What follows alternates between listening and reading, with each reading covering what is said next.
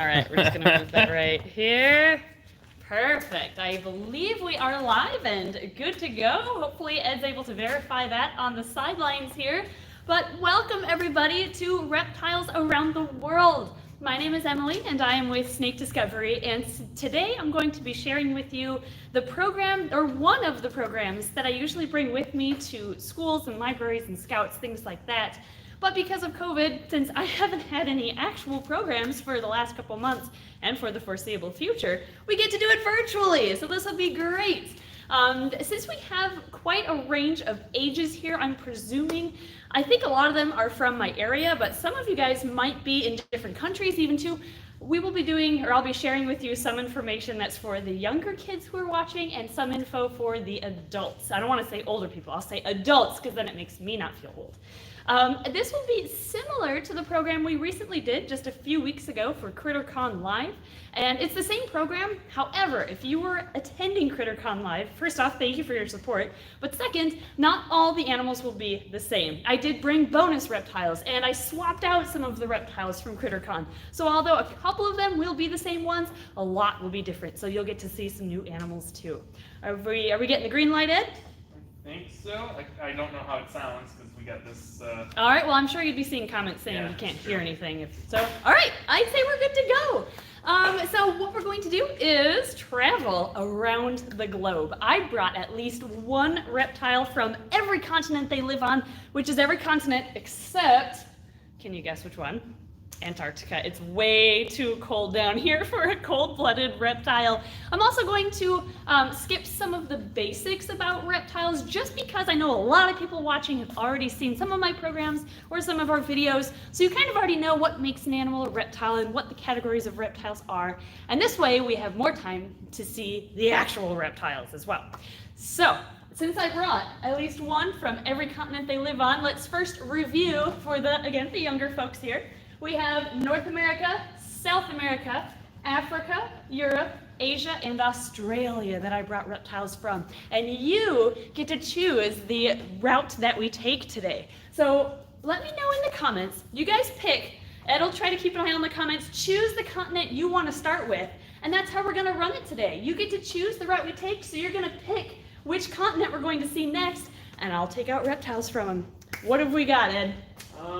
First one I saw was Europe. Europe? Oh wow, I was not guessing Europe was gonna. Usually Europe is the last one guessed when we do local programs, but then again, people are watching maybe from Europe, so Europe it is.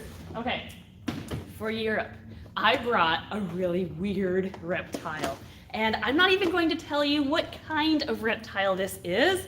Let's see if you can guess. Comment in the chat box if you know what species of reptile this is. Here we go, from Europe. That's where we are starting today's adventure. This is a very unique animal, and there are some key characteristics, especially on its face, that'll give away what type of reptile it is. So I'm going to hold her up to the camera here, see if I can get her in focus. There we go. So look over her face and see if you can tell. Oh, I'm seeing it in the comments from my perspective here. You've already guessed it. Do you see this little, come on, Legolas, this little hole right here on the side of her head? That is her ear, and snakes don't have ears, right? This is in fact a lizard. This is not a snake at all, even though it has no legs. This is the legless lizard. We named her Legolas. Get it? Yeah, I'm sure you get it. And we have one at home named Lieutenant Dan, but he's not as friendly, so he stayed at home. But some of the differences between snakes and lizards well, I mean, there's quite a few of them, some of which you can't see on the outside, like their skeletal structure is quite different, their jaw is different. For example, a snake's jaw is not connected in the middle. That way they can spread each side of their mandible apart and stretch it around their prey items. Whereas with lizards, their lower jaw is fused in the middle. So that's one of the differences. I already pointed out the eye here, or sorry, the ear, but if you look at her eyes, let's see if I can get her close again. Oh, come on, Legolas. Oh no, she's gonna be wiggly. Oh man. This is kind of nice though, because in person, when I bring her places, it's like hard to see us up close. But on a camera, there you go. See that dot? Oh, I would add an arrow on screen, but there's her ear. Hopefully you saw it. Or sorry, we're looking at eyes, aren't we? We're looking at her eyes.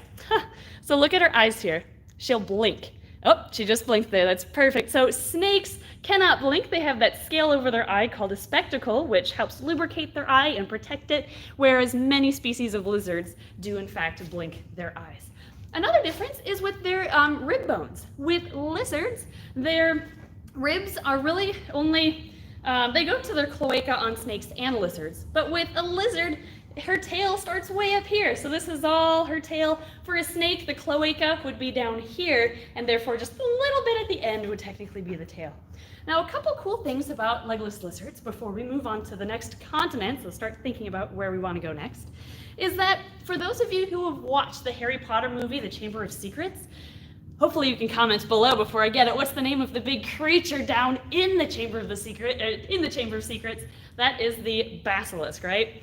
Well, the basilisk is, according to Harry Potter lore, that is the king of serpents, which would imply that it's a snake, right? Well, if you watch that scene in the movie, the basilisk has ear holes, and it blinks its eyes, and its jawbone is fused. So it's not a snake at all. It's just a big legless lizard. It's an imposter in charge of all the snakes, apparently. Another cool reference to these in movies would be in the movie Indiana Jones, The Raiders of the Lost Ark. For those of you who've seen it, do you remember the snake pit scene?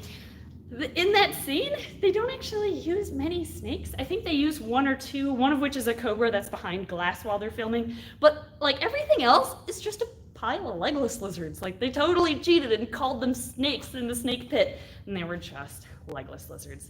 This is also called the giant or European giant glass lizard because it was once believed that if you touched one, it would shatter like glass into exactly 100 pieces.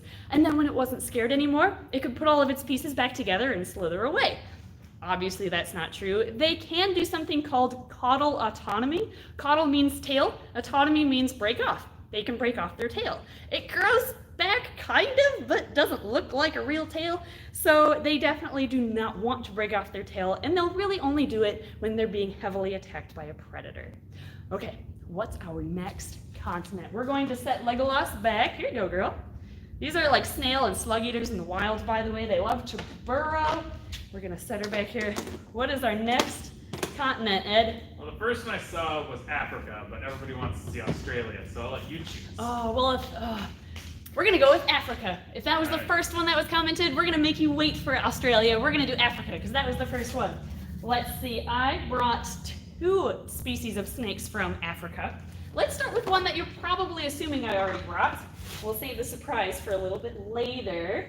This is an African egg-eating snake. Really cool species of snake here. They have no teeth because you don't need teeth to catch an egg, right? I mean, that's all they eat is exclusively eggs, and more specifically, bird eggs. They don't eat reptile eggs at all, and it'll make sense once you understand how they eat their eggs, why they only do bird eggs. So what the egg-eating snake does is, and this is, by the way, a Dasypeltis gansey. Her name is Traveler. She was sent to us by one of our fans on our YouTube channel, and she's been an excellent snake. But what they do when they eat is they'll slither, they're great climbers, they'll slither up into a bird's nest at night. They're nocturnal. And while the bird is asleep, sitting on its own eggs, the egg eater will sneak underneath the bird and swallow one of their eggs whole. And then they push that egg to the back of their throat where they have some bony projections, or like bones that poke out in like sharp points, and they push the egg up against those. And what those do is they crack open the eggshell, and then using their very strong muscles, which you can kind of see right behind her neck, it's pretty thick there. Of course, now she's not gonna look sideways, like right here, it's really thick. Those muscles help crush down that broken or cracked egg, and they drink all of the juices from the inside, and once every last drop is gone, they just spit out the shell. So feeding them is really easy. I just leave eggs in her enclosure, and when I see crunched up shells, I replace them with new eggs. However, I wouldn't recommend an egg-eating snake as a pet because the adults are usually wild-caught specimens, and babies, even if they're captive bred, are tough to take care of because they only eat finch eggs, and it can be tough to find a reliable source of fresh finch eggs. They only eat fresh eggs, and they can tell just by smelling with that very strong sense of smell with their tongue. They can tell how old or how developed an egg is. They only eat the fresh ones though because it would be difficult to swallow or drink a baby bird, a half-developed baby bird if you think about it. So they only eat those fresh eggs, and they only eat bird eggs because they need that hard shell to crack against that bony projection. They couldn't really crack, they could try to slice a reptile egg, but they really prefer, actually they only prefer bird eggs in my experience. I've tried with some like infertile iguana eggs and other reptile eggs. They don't want any of them. They only eat bird eggs. So, really cool species of snake. I'll share with you one more cool thing about the egg eater as you decide, or while you decide, on the next continent. So, we went from Europe to Africa. Oh wait, I brought two. That's right, I brought two reptiles from Africa. Never mind. Don't say the next. Oh, you're already guessing. Hold that thought. I'm going to do the second snake that I brought from Africa first. So, the last thing I want to teach you about the egg-eating snake is their defense mechanism. Since they have no teeth and they can't hiss, they can't really defend themselves very well or scare away predators or other threats. So instead, what this snake does is when it's threatened, it rubs its keeled scales together to make a hissing sound, which is exactly the same thing the saw-scaled viper does in Africa, which has an overlapping range with the egg eater. So they basically imitate the saw-scaled viper, and they kind of look like one too, to scare away threats. But they themselves are completely harmless. They don't even have teeth. All right, we're gonna set her back. Here you go, traveler. You're such a good girl. And then let's do that second snake. I've actually never brought the snake with me to a program before, so this will be kind of a special one. This is why I kind of forgot about it for a second. I'm curious if you're gonna guess what the second snake is. Again, we're still in Africa. You might not think of this as being an African species, but do you know what this is, guys? This is a Madagascar giant hognose snake. They are, of course, as their name implies, giant and from Madagascar, which is off the coast of Africa here, so it is technically part of the African continent. Everything okay so far? Yep. Okay. So this is a species of hognose snake, of course, but it is a very large one, and it's not very closely related to the hognoses we often keep in captivity. The hognoses, like the plains and the eastern and the Mexican hog in captivity, are in the Heterodon genus, whereas the Madagascar giant is in the Leoheterodon. And that genus is comprised of just the three big species of hognose snakes that live only in Madagascar: the giant, the blonde hognose, and the speckled hognose snake. All of which get a decent size, although their noses aren't as upturned as like a plains hognose snake's is. Here, take a look at this one's face. This is our male. He is nice and big. Oh, he's gonna look right at the camera. That's adorable. Can you turn your head? Can we see your nose? Here, yep, keep turning. Keep turning, dude. He's like, no, I want to look at the camera. Okay, I'll turn you this way. No, he's gonna keep on look. He's like a chicken. When they lock onto something, you can move it and they'll just keep zoning in on that item. Anyway, his nose curves up a little bit. You can kind of see it there. This is the largest species of hognose snake on planet Earth. Again, that's why they're called the Madagascar giant hognose snake. They grow to about 5 to 6 feet long, and they have huge appetites too. They live pretty much all over the island of Madagascar, from the rainforest to kind of the drier areas, and they eat not only rodents, but birds and lizards, and even eggs. These eat lizard eggs. They are so good at foraging for them in the wild. And what they do is they kind of sit and wait, and they watch lizards dig nests underground, lay their eggs and bury them and run off. And then they come in, they use their nose, and they just dig them up and eat them all. So these are great egg eaters of sorts, even though that's really not in their name. It's just the hognose snake. All right, I think it's officially time to move on to our next continent. Should we do Australia, since everybody wanted to see Australia? Either Australia or Asia. Or Asia? Well, I'll give you Australia next, okay? Here's our hognose. Okay, you did very well. That was a really good first program for you. All right, so we started in Europe, then we went to Africa. Now we're gonna fly over to Australia. Actually, the airfare for this trip isn't too bad, I suppose. We're not like going back and forth, too bad. Okay, Australia. I brought 2 species of pythons from Australia. The first of which is a little more common in the hobby. This is a Woma python. Really, really cool snake. Her name is Sandy. These live in a very hot area in Australia. Well, they're not too picky as far as their environments go. It's hot everywhere in Australia. Have you ever walked on a hot sandy beach before and you have to like pick up your feet before they get too hot and burn? That's kind of what this snake does during the hottest parts of the day, but with its belly. Check it out. They have a really pretty orange belly first off. That could be like thumbnail me in the middle of this Woma. Anyway, in the very hot parts of the day, they'll only touch a few inches of their belly to the sand at a time, and they kind of shuffle what part is touching so that they don't burn themselves. This is also a snake that loves to eat other snakes. And that is called Ophiophagous, or they are an ophiophagic species of snake, which just implies they're a snake-eating species of snake, although they'll eat rodents and birds and other things too. They're kind of generalistic eaters. Now, this snake, since it eats a lot of reptiles, including other snakes, they are immune to many of the venoms of the venomous species that live in Australia. So that is, I think, a really cool thing about the Woma python. These grow to about 4 to 5 feet long, and if you handle them regularly, they are amazing pets. They just have really strong appetites, so sometimes they're known to like strike out at their food because they get really excited when you open up their enclosures. This girl though, Sandy, has been joining me at programs for several years now, so she's used to all of the handling. Last thing about Woma pythons, before I take out the second one from Australia, is that they have a weird smell. They have a smell unlike any species of snake we've ever owned, and I don't know how to describe it. Like, you open up her bin or open her enclosure, and you just get this Woma python. It's not a bad smell, it's just weird. So let me take out the other snake I brought from Australia. I'm going to keep her out too, because they are very closely related. This is the black-headed python. So they are, like I said, very closely related. They both live in Australia. Really, the black-headed python looks like a Woma python that had its head dipped in black ink. That's really like the only difference. Their stripes can vary in color or brightness. This one has really dark colored stripes, which is what really caught our eye when we decided to adopt her. This one's a girl. When we decided to adopt her, so she's just really a stunning snake. We named her Inky because, black ink looks like her head was dipped in it. And these two snakes are the only species of pythons that don't have any heat-sensitive pits on their upper or lower lips. I'm going to try to get them close to the camera here so you can look at her lips.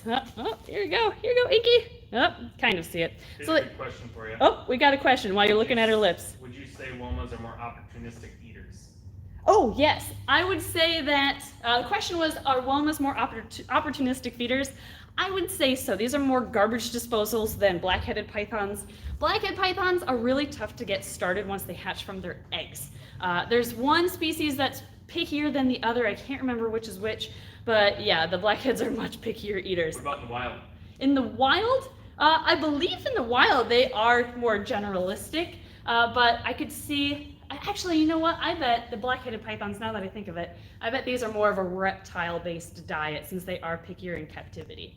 I could be wrong on that, but based on how they eat in captivity after they hatch, I would have to assume that these eat more reptiles than the Womas do, just because they're harder to get started as babies.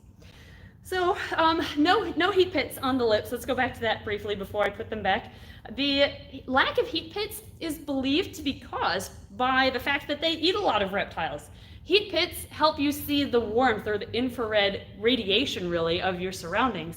And if you're trying to find a cold-blooded animal, that's not really going to show up much on infrared sight, so they just don't have heat pits because they wouldn't come in handy. We actually have a video all about heat pits coming out soon on the Snake Discovery YouTube channel, so you'll get to learn a little bit more about how heat pits work in that one. Last thing about these guys is that black-headed pythons get quite a bit larger than Womas. These grow up to around 8 to sometimes for large females, even 10 feet long, whereas again, the Womas stay closer to about 5 to 6 feet. All right, we're gonna set these back. Let's see if I can juggle both of these snakes back into their enclosures here. You're going in here, and you're gonna go in here. What's our next continent, guys, while I struggle and try to put this Woma python back in her bin? Okay, there we go. What are you seeing? Pretty much everybody's saying Asia. Asia. All right, so we went from Europe to Africa to Australia to Asia. Let's do that one next. I brought a big snake for Asia. Hopefully that's okay. She's down here. Give me a second.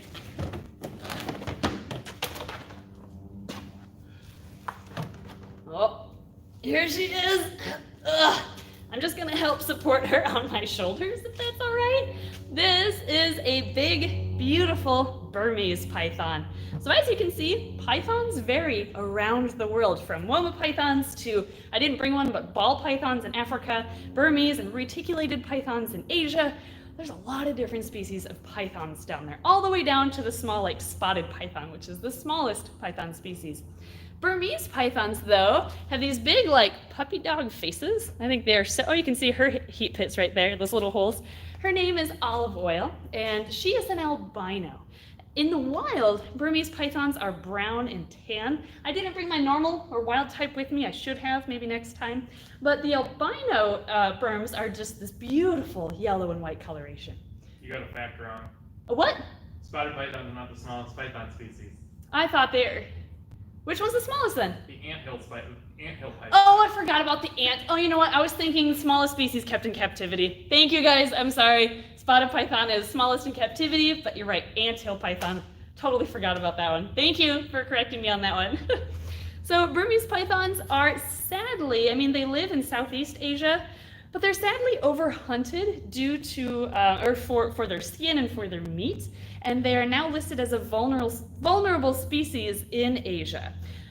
On the other hand, though, they're doing very well in the Everglades, on the southernmost tip of Florida, and there are an estimated 10,000 to 100,000 Burmese pythons in the Everglades. And you might think, oh, that's not a big deal. There's a lot of snakes that live there already, so what's the difference? Well, this isn't natural or native to Florida, and they have no natural predators down in that area. They are the top predator, and so they are eating like virtually all the wildlife that they can fit in their mouths down in the Everglades. Now, a lot of people think that the Burms were initially released into or introduced to Florida or to the Everglades because of released pets. And granted, there are quite a few individuals that are probably released pets down there. The start of the Burmese python takeover actually happened in the 90s. In 1992, there was a hurricane called Hurricane Andrew, and this hurricane destroyed a reptile breeding facility just north of the Everglades and released about 200 Burmese pythons into the wild. Well, now in 2020, now that those are all adults and they're breeding, even the younger ones in that facility are now adults, they are just contributing left and right to the Burmese pythons, and that's why there's now between 10 and 100,000 down there.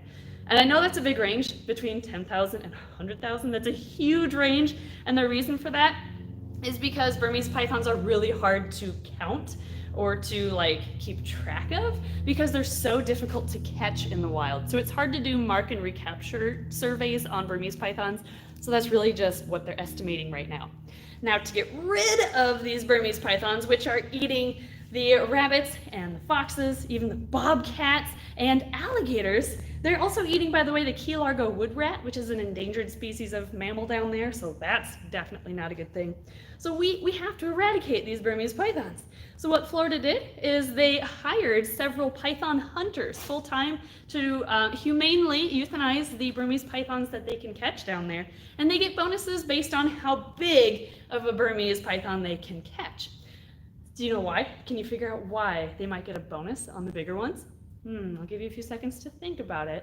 And the reason why, because I know there's a delay in the video here, the reason why is because the largest ones are the breeding adults. And most likely the really big ones, they grow up to 20 feet long. The really big ones are likely those females that can lay upwards of 100 eggs at once.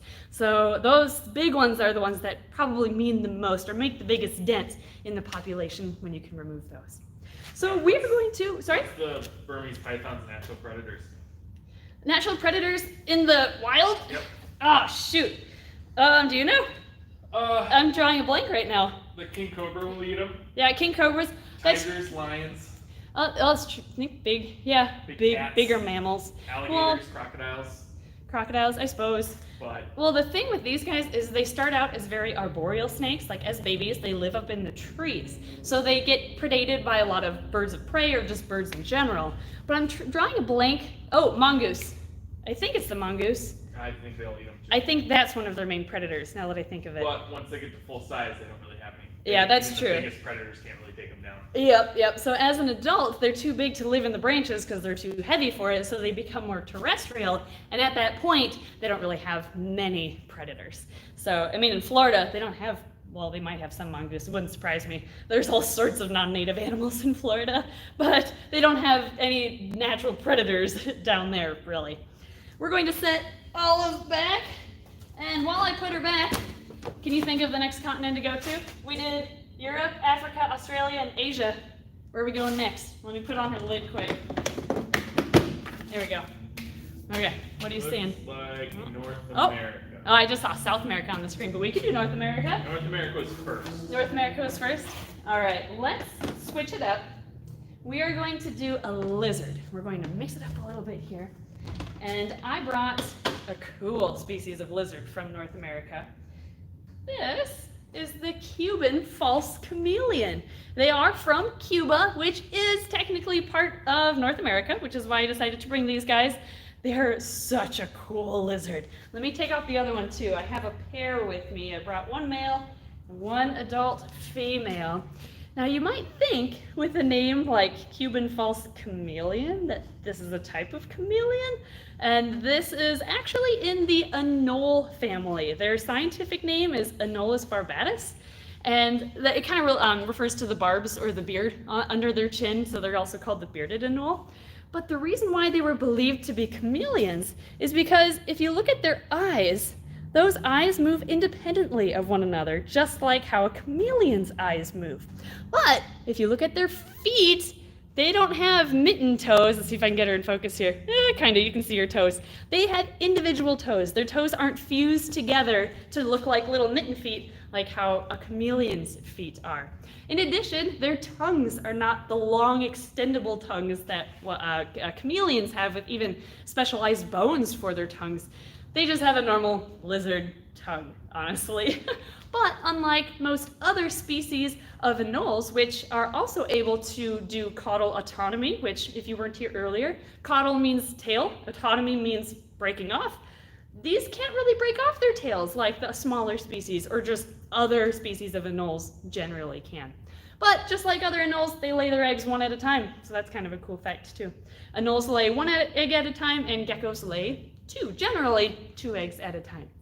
To tell the difference between, well, I should say that's why they're called the Cuban false chameleon. Generally, if you have an animal or a plant that has the word false in its name, it's probably not an actual type, or one of those. So this is not an actual type of chameleon. And we'll get into more of that with another species I brought in a little bit.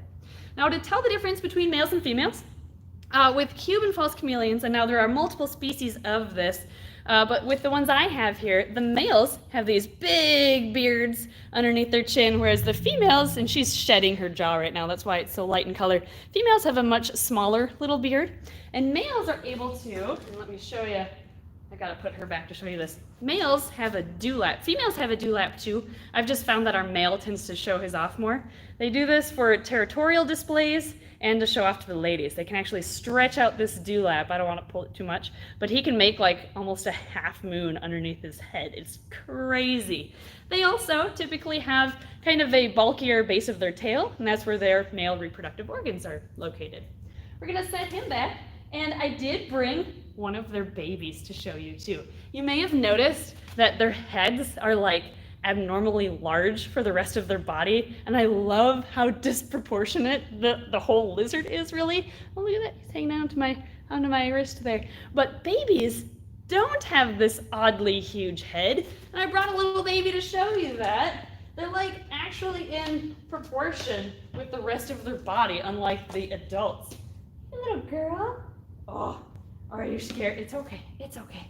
So this is their daughter. Oh, she's showing you her dewlap a little bit. I'm gonna put my hand up in case she decides to jump. And I'll get out of the way so it hopefully focuses on her. There you go.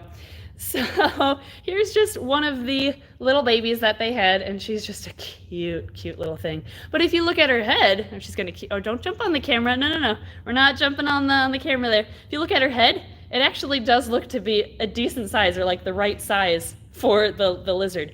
I mean, it's a little, and now that I'm looking, it's a little bit big. When they first hatch, the head looks like a normal sized head. And then as they grow, I think their head just grows faster than their body, and that's how they become so disproportionate. We're gonna set this little girl back. Oh, I know. Gotta go back in here. And then I brought one more animal from North America to show you. Here you go. I'm gonna put the lid on the adults so they don't crawl out. This is a snake from North America. It's a really cool snake too. This is your first program. Let's see how you do. This is a Mexican black king snake. They are native to, of course, Mexico and the southern US. You can find them in some small pockets in Arizona, and I believe there have been some sightings at the very southernmost tip of California as well. But unlike what the name might imply, they're not actually black, really. If you look at them up close, and it's probably hard, I don't know if you can see it on camera, they're really a chocolatey brown color. It's still really, really pretty. Maybe that's why I like them so much, is because they look like a dark chocolate. I love chocolate, if you didn't know that already. So this one has a very dark chocolatey brown color overall. Sometimes the Mexican black king snake gets some white speckling on either it's the underneath their chin or on their belly or in random spots throughout their body, generally localized to their throat area though. These grow to about 3 to 4 feet long, so they're kind of a smaller type of king snake, and they're just one of 9 subspecies of the eastern or common king snake. So they're very closely related to California king snakes and Brooks king snakes and 6 others, which are all just different subspecies of the common or eastern king snake. In case you didn't know what king snake means, by the way, if a snake is a king snake, it means it typically eats other snakes. They are the king of snakes. This includes milk snakes, which are a type of king snake. They're one of the other species of king snakes. So being a snake eater, they are another example of an ophiophagic snake. And because of that, similar to the Woma python, they are also immune to some of the local venomous species in their area, which I think is just really, really cool. These will also, though, eat like small rodents and birds. They'll probably eat some lizards too, since those live in the southern US and in Mexico, but they really like to eat other snakes. Her name is Onyx, and she's a great little snake. We're growing her up to breed in the future, but I think for now, I'm just going to set her back. Set her back and, oh, I guess I could mention, in case you find it interesting, this could be like for the adults watching this, I don't know, I guess tall, I don't know. These are in the Lampropeltis genus, and Lampropeltis basically means shiny shields in Greek. So they're literally named after their shiny scales along their body. So all king snakes, including milk snakes, are in the Lampropeltis genus. So they are called shiny shielded snakes, just in Greek. So we're gonna set her back. And where should we go? Wait, do we only have one option? We only have one option. Yeah, there's only one option here. We haven't been to South America yet. Should we start big or small? Let's go smaller. I'll save the big guy till the end. This is a snake from South America, which is one of my favorite species of snakes. But I can't bring him to programs because he is technically venomous. And he is a type of cobra, not really. This is a false water cobra. His name is Roger. Hey, buddy. He's actually a big sweetheart. He's an amazing snake. And the reason why they're called the false water cobra, I mean, you can kind of probably assume based on that name where they live. It's next to the water. And what they act like, since they're the false water cobra, they imitate cobras, but they're not actually a species of cobra.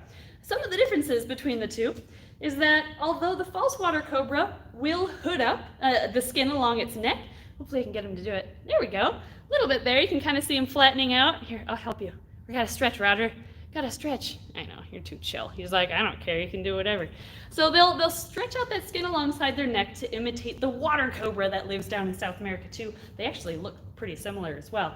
But unlike a true cobra, which can only stretch out the skin along its neck, The false water cobra can kind of flatten out its entire body to look as big and as intimidating as possible.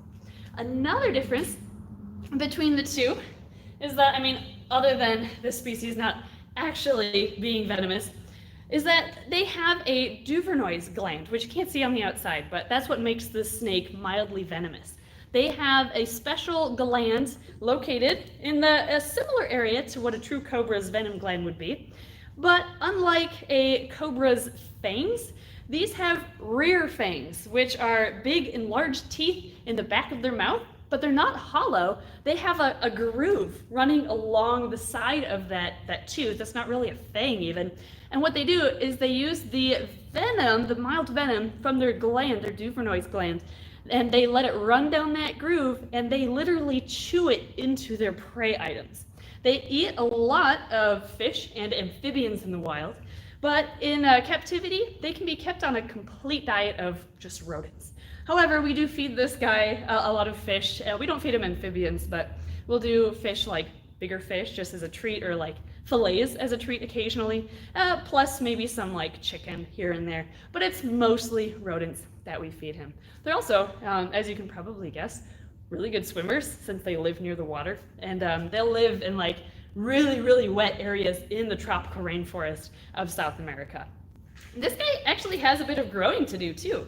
Just like most species of snakes, the females do get larger, but males also get a decent size. He's about, we've had him for about 5 years, I think, and we got him as just a little baby off of Craigslist from someone who thought he was a real cobra and he'd be cool if he had him. And then he realized it's not a real cobra, so we got rid of him. But then we got him, so it was great. But we've had him for about 5 years, and he will stop growing when he's around 6 to 7 feet long. He's probably only around 5 feet long right now, but females can grow upwards of 8 or even 9 feet long. It's crazy how big they can get. All right, I'm gonna set, yes, Roger, oh, I love you. Here, they have the coolest face mask. I'm gonna try to hold them up to the camera for you guys to see. Look at that face. They look like raccoons with that mask over their eyes. They also have huge scales on their head. Get in focus, Roger. Well, they also have those huge scales on their head to also kind of look like cobras, since they have similar scalation to their heads. We're gonna set them back. Here you go. What happens if you get bit by that? If you get bit by a false water cobra, I've heard it's like you'll have, I mean, thankfully I haven't. You would first off have to get bit by their rear teeth, since those are the ones that would chew venom into you. So if you get bit as like a warning bite, which would be like a tag where they just bite and let go, they're probably only going to get you with their front teeth, and that's not going to cause any sort of reaction different than just a normal colubrid or non-venomous snake. However, if you have a feeding response bite from them, where you probably have to like wedge your hands to the back of their mouth and let them chew their venom into you for a few minutes, then you'll get some, from what I've read, localized swelling and itchiness, and sometimes even like temporary, in severe cases, temporary paralyzation in like your hand area. But I do not believe there have been any deaths from a false water cobra, which is why I decided to free handle. Their venom isn't potent enough to be medically significant. I have heard of one death from someone who had some pre-existing medical conditions and then got bit by a false water cobra, and I believe just it was too much for his immune system and he died later as a result, but nothing that was caused purely by the false water cobra. That's just from the research that I've done anyway. All right, so let's move on to our last snake that I brought today. Oh, perfect timing. I was hoping that this would be around 45 minutes with some maybe Q&A time afterwards.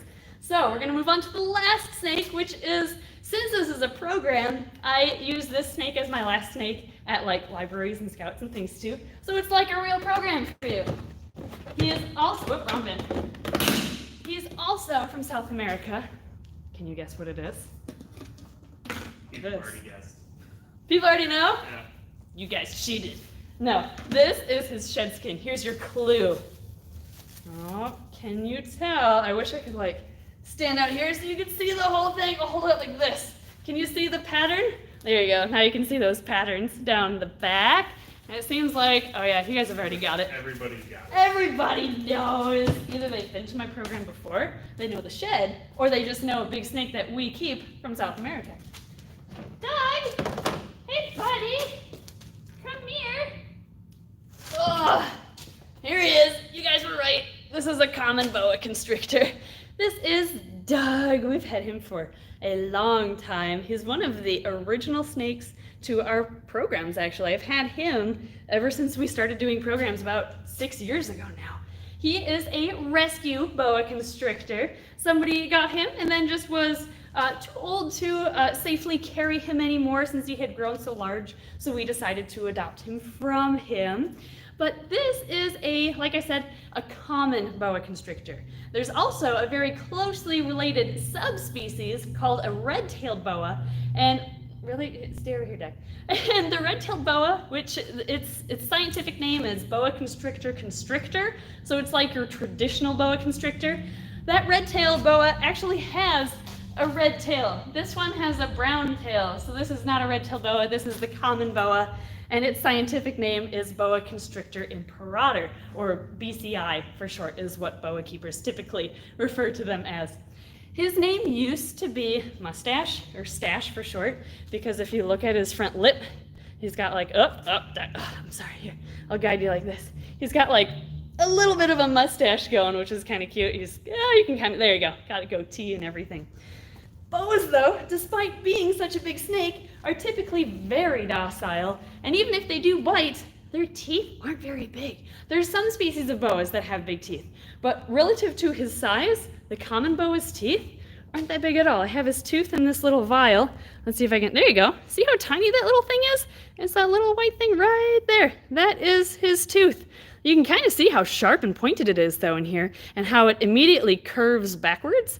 So a snake's teeth curve backwards like hooks, and this helps them reach forward with their lips, or with their gums and teeth, really. Hook them onto their prey and pull it, and reach forward and pull it further and further down their mouth. It is actually a myth that snakes unhinge their jaw altogether to eat their food. To eat, snakes have an extra bone connecting. If you at home are watching this, feel your jawbone right here where it connects to your skull. You can feel your jaw moving under your finger, but it's connected pretty much directly to our skull, right? A snake's jawbone has an extra bone in between our connection. They have a bone called the quadrate bone that connects their jawbone to their skull, and that allows them to kind of open it up or unfold and open really wide, along with the fact that their jaws are not connected in the middle. Since they're not connected in the middle, they just have a little ligament right here connecting both sides, and that way they can spread those apart as well and open really, really wide. So they don't technically dislocate. How old is Doug? Doug is 16 years old this year, I just realized. We've had him for about 6 years. That's crazy. He is a very docile snake. He comes to pretty much all of my programs, except for, I guess, my turtle-only ones. I don't bring him there. But he's just a big sweetheart. He is an amazing snake. And I'm very proud of the fact that he is a good weight. We feed him about once every 4 to 6 weeks, just a large or colossal rat, they're called.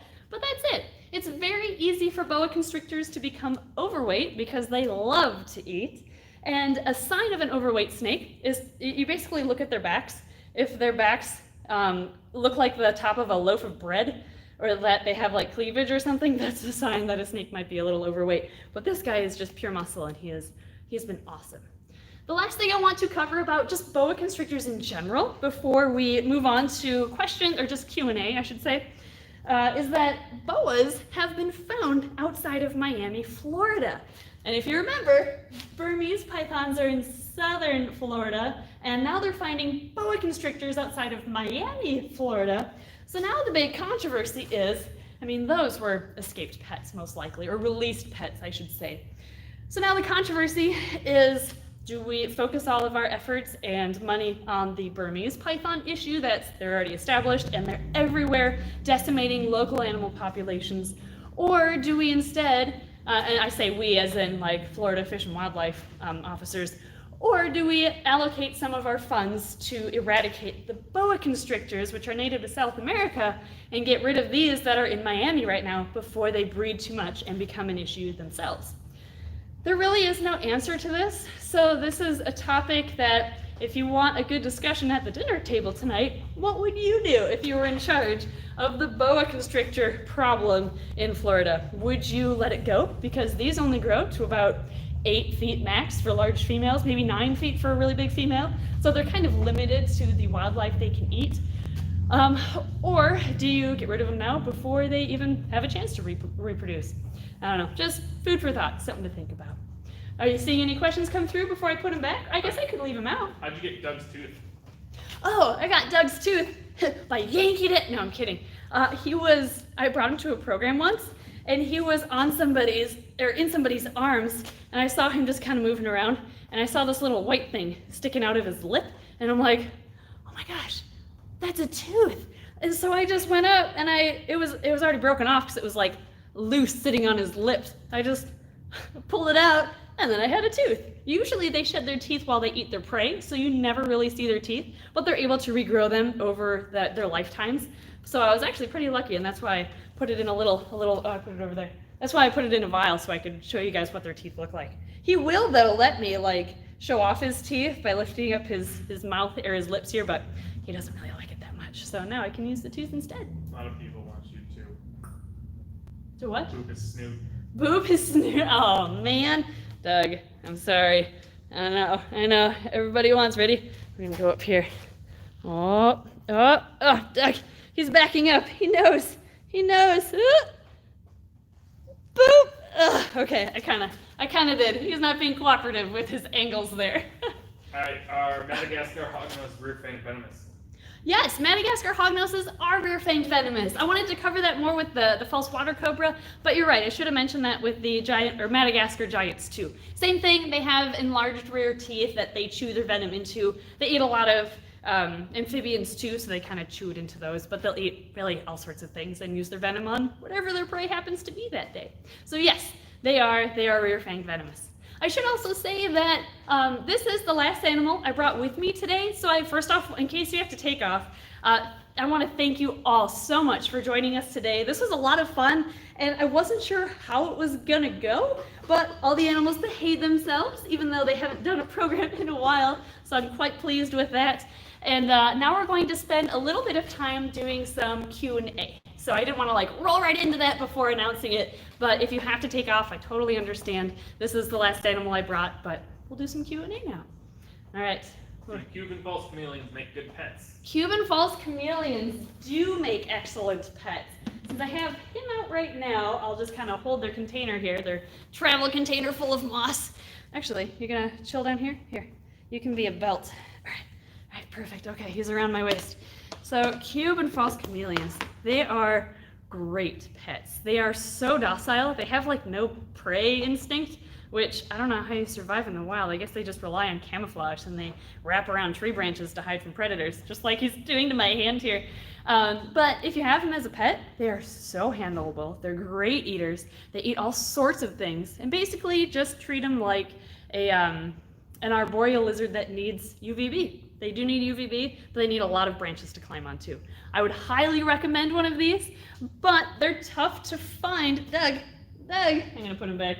They're really tough to find in captivity because I don't think people have been captive breeding them enough to become readily available. But I'd recommend it. If you can find one, get one. So Kaylee wants to know why they're called constrictors. Kaylee, good question. Why are they called constrictors? Snakes are either venomous, and that's how they subdue their prey, or they are constrictors, with a few exceptions like egg-eating snakes that eat eggs, garter snakes, they just eat things alive, and so on and so forth. But generally, snakes mostly fall into two categories, venomous or constrictors. And constricting snakes squeeze their prey to cut off blood flow and air circulation in order to kill them first before they eat. I don't know why the boa constrictor is considered the constrictor, whereas almost all of the snakes I brought, the non-mildly venomous ones, all of those are technically constrictors too. They kill their prey in the same manner. But these just got titled the boa constrictor term, but they're not the only constrictors out there. Good question. Do we have an update on our coloring book? Oh, coloring book update. I should have.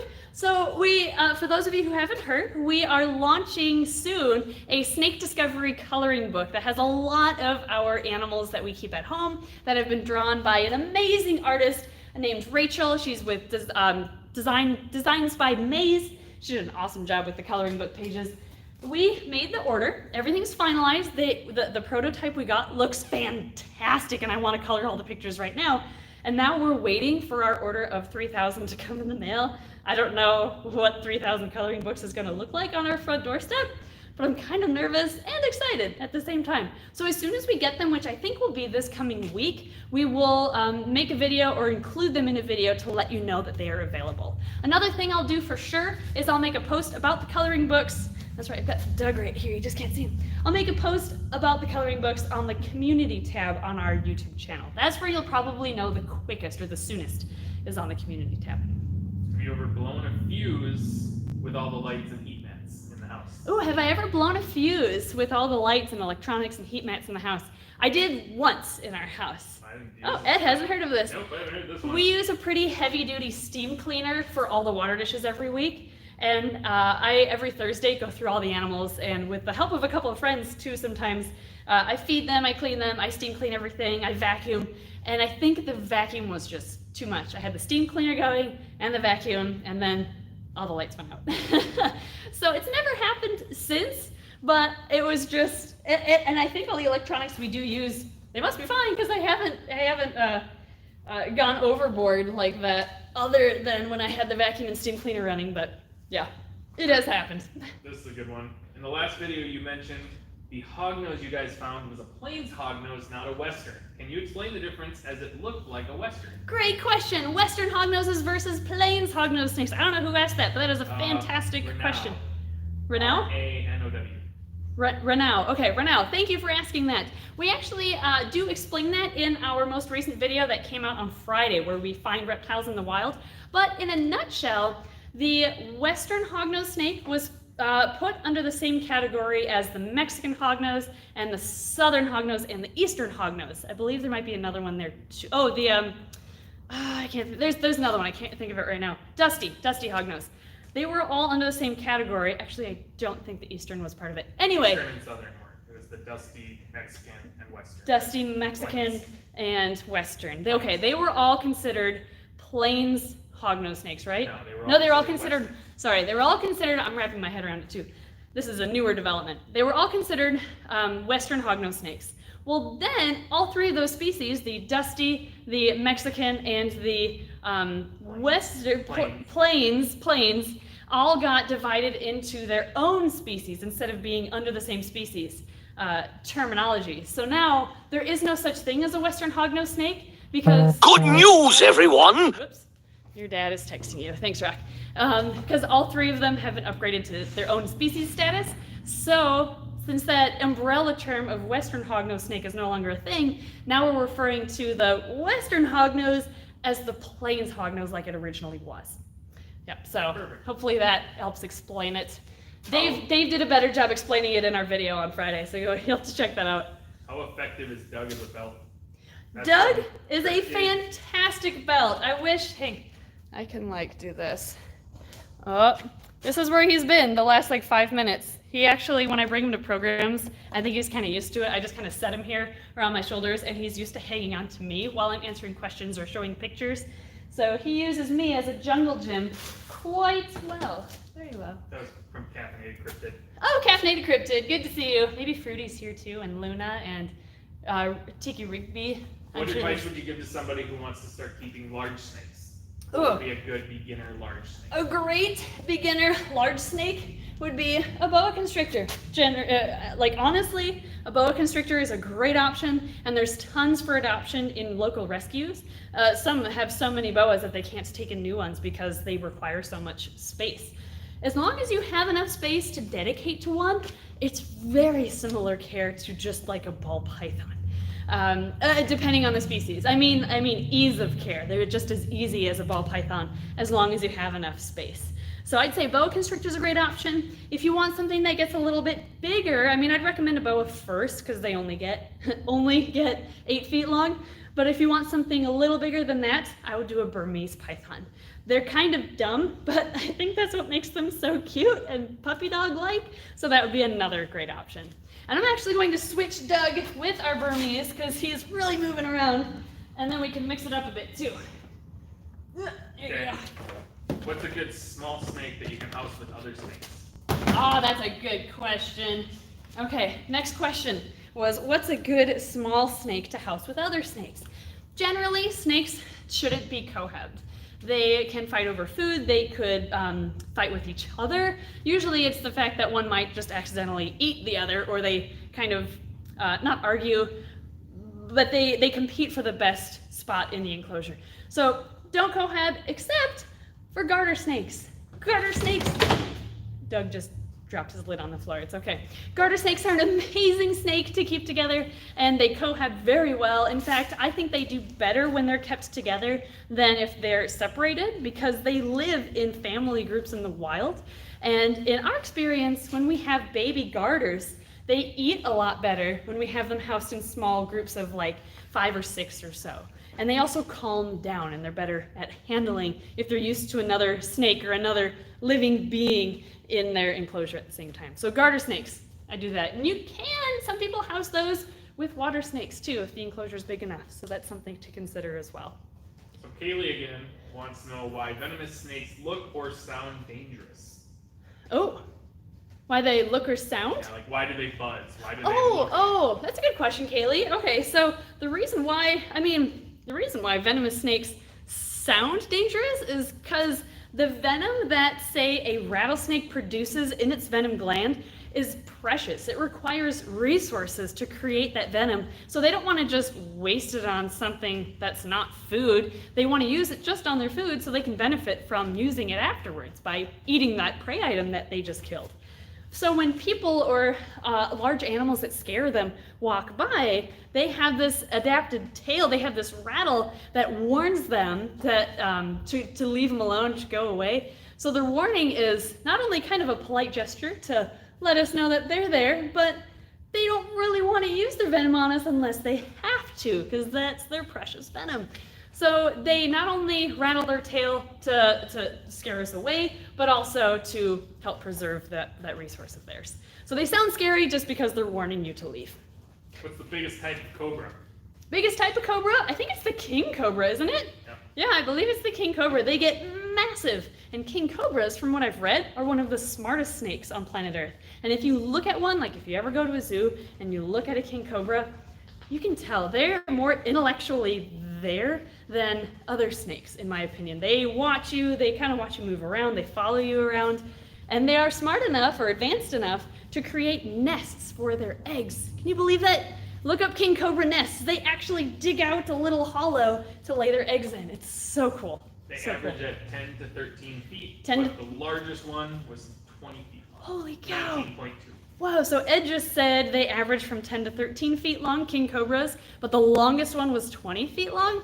That's as big as what Burmese pythons can get. So that's insane. I actually did not know that. So thank you for that. Here's a good one. Robert wants to know, he's heard about a guy who claims to have expressed or exposed himself to increasingly stronger doses of snake venom to develop a permanent immunity. Wondering if that is possible. Good question, Robert. So there's a story out there of a man who exposed himself to a small amount of venom at first and then slowly increased that over time. From what I remember, and that was a long time ago that I read that study or read that article, he had some major reactions at first when he was first like getting used to all of that venom and the injections, but he actually did start building an immunity to it. Like, I don't know if he ever got to the point where he could take a full-on bite and not be affected at all. Pretty sure he still was, even with full bites or full bite worth injections. But he actually started donating his blood plasma, would it have been? He started donating his blood plasma that had built up antibodies over time to use in the making of antivenom. So yes, it is true, but I don't think he was completely immune to it. It's the same idea as when you make antivenom with horses. Right, with But horses, and you take if you take a full-on bite from something, you're using the portions that fight the venom, and you'll have less of that in your system, so you're never permanently immune to it. Mm-hmm. Yeah, never permanently immune, but you can build a slight immunity to it. Yes. Do legless lizards make good pets? Do legless lizards make good pets? They do, if you know how to set up their enclosure properly. Like, mine love to burrow, so I give them thick aspen so they can make all sorts of tunnels. And it also like depends on the individual. Some are really great at handling, like the female that I have, whereas the Lieutenant Dan, our other legless lizard at home, he's not as good. He comes at us mouth open all the time, but that's because he has a big appetite. So some can be just really hungry, some can have more of a defensive behavior, and some are great. The problem is they are all wild caught. So our two are rescues. Actually, one we got at a pet store because we wanted to try to breed them. The first one we got was a Craigslist rescue. But if you get a legless lizard, morally, I feel like with wild caught animals, if you acquire a wild caught animal, you should have a plan on how to use that animal that was taken from the wilds to better its species, whether in education or its population ultimately. So if you can get a legless lizard in attempts to breeding them, which is why we have a pair, then that could help the species for sure. Try to get captive bred specimens. So we're gonna actually plan, where I'm standing right now that I think of it, this is going to be a, 4 by 6 foot enclosure just for our legless lizards once our facility opens. So I can't wait to get them in there. It's gonna look great. All right, probably one or two more, and then. Here's a quick one. How's Martha doing? Quick one. Oh, how's Martha doing? Martha is our ball python. She is great. She's on a diet, although she has been since we got her. She's looking a little better, but yeah, she's awesome. She went through, like most ball pythons do, she went through a bit of a fasting period throughout the winter, but now she's instantly slamming rats again. Do snakes eat fish, and if so, what kind? Do snakes eat fish? That's a good question. A lot of snakes eat fish, actually. In the area where we live, in the Minnesota-Wisconsin area, the ones that are most known for eating fish would be the garter snakes and the water snakes. That's why you often find them near sources of water. And what garter snakes do is they dip their head under the water and they open their mouth and they just kind of wave it around until it hits a fish and they latch on and then they eat it. But there's a lot of snakes that eat fish out there. There's, I mean, the false water cobra will eat some fish, but you'd be surprised how many do. So yeah, a lot of fish eat snake, or a lot of snakes eat fish. Okay. So, have you heard that eyes don't mean diurnal or nocturnal? Oh, well, with eyes meaning diurnal or nocturnal, I suppose there are exceptions to every rule, but a lot of times I should rewind. Generally, for snakes that have vertical pupils, it means that they are nocturnal or awake at night. And snakes that have round pupils means that they're awake during the daytime, or they are diurnal. Now, there are some snakes out there that are crepuscular, meaning they are most active at dawn and dusk. A great example of this would be the garter snake. They are crepuscular, but they have round pupils. So a few of those exceptions that are kind of in a gray area might throw you off, and the weather will also throw off some snakes. Say for Woma pythons, they have vertical slit-shaped pupils, so they are typically nocturnal, but on really, really hot days, they don't come out during I'm sorry, I'm mixing up a different snake. For some snakes that are diurnal, if they live in a hot environment, they'll sometimes only come out at night when it's cool enough for them to explore. But I believe I was thinking the reverse, like on cooler nights, the Woma pythons will instead come out during the day when it's warm enough to hunt. So yeah, I'm glad you brought it up. So it's not black and white, but nothing really is. Rule of thumb. Yeah, general rule of thumb. But there are some factors that can screw it up. How do you tell if your legless lizards are male or female? Oh, good question. I'm gonna put her back so I can mix up some animals. Well, probably our last animal, I should say. Here you go. Here you go. I know. Okay. Oh, wrong lid. Well, okay. I don't know where the lid is, so we're just gonna go right there. So, legless lizards. Let me take out ours again. I think he's over here. Or she is over here. I say she, but I don't really know. It's almost impossible to sex a legless lizard visually. There's some theories out there, like males have a thicker, bulkier head than females do, and some people have even gotten it down to the number of scales on their head can help determine, or the shape of the scales or something like that, can help sex them, but it's not a guaranteed thing, so we don't go by it. We think she might be a female, and that's what I refer to her as, but the only surefire way to tell is by getting a blood sample. We wanted to, what's the guy's name? There's a guy in, I think, Illinois who does DNA sexing from shed skins.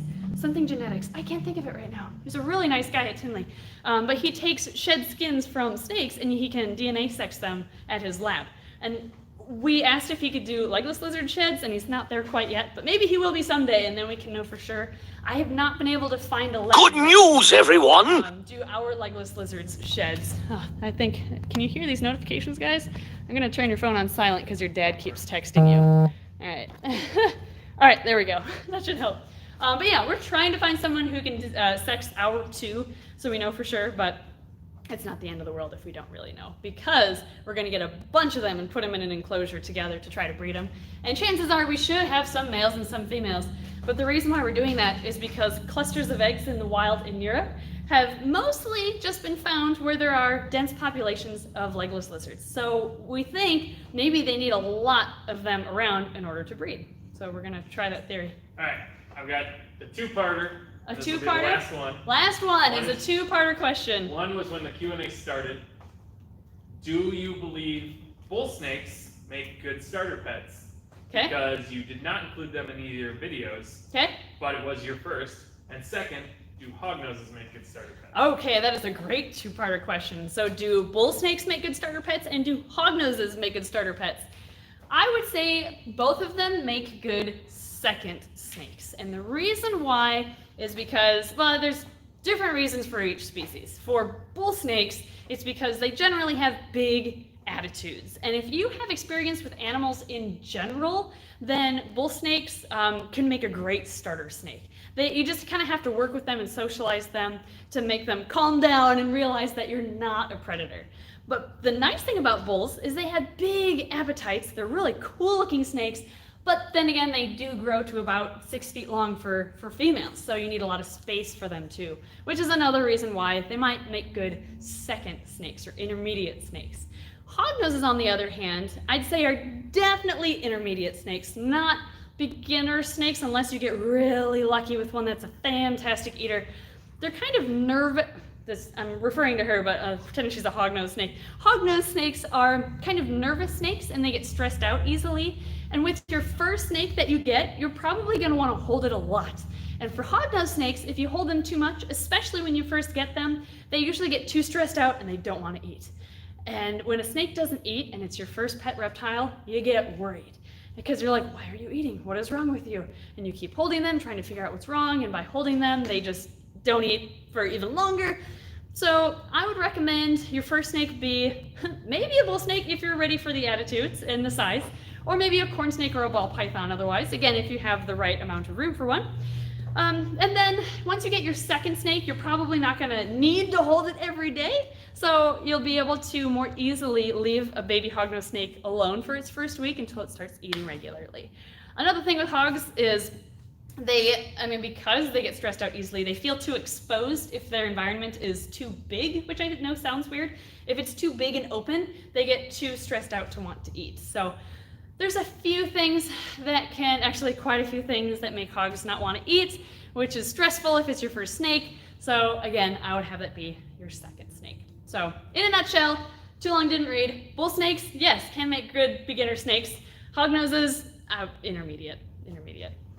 Great. Anything else you can see, Ed, from the chat? Or I think we're pretty much just gonna wrap it up from here. So thank you so much, everybody, for joining me today and for learning about reptiles and traveling around the world. We have Doug here, who is slowly escaping. That's his favorite place to be, is on his bins. That's where I let him chill after programs, so I'm just gonna do it today too. So it's like an actual program for him as well. Thank you for letting me bring my reptiles somewhere to get them accustomed to programs, or to keep them accustomed to programs, because it's been weird for them not having anything to do at home nowadays. So this is great. This is great for them. And thank you also to our Patreon backers for supporting our channel. I hope you all enjoyed today's live stream. And Thank you to everybody who donated on the stream. oh, people quite a donated bit, on yeah. that? Oh, guys, you didn't have to donate anything. This was just like a free virtual experience for you. But thank you. That's very nice of you. We'll do Thank you, a guys. thank you community post to everybody who did. We'll do donate. that. We'll make a post on the community tab when I go look and see. Guys, you're so nice. When I go check, I'll thank everybody on a community post after this when we get home. We have family coming over soon-ish, so I gotta make sure. Well, no, are they? I don't know. We might have dinner plans. But yeah, we're going to, I guess we'll wrap it up from here. So thank you again, everybody, and we will see you next time, if I can figure this out.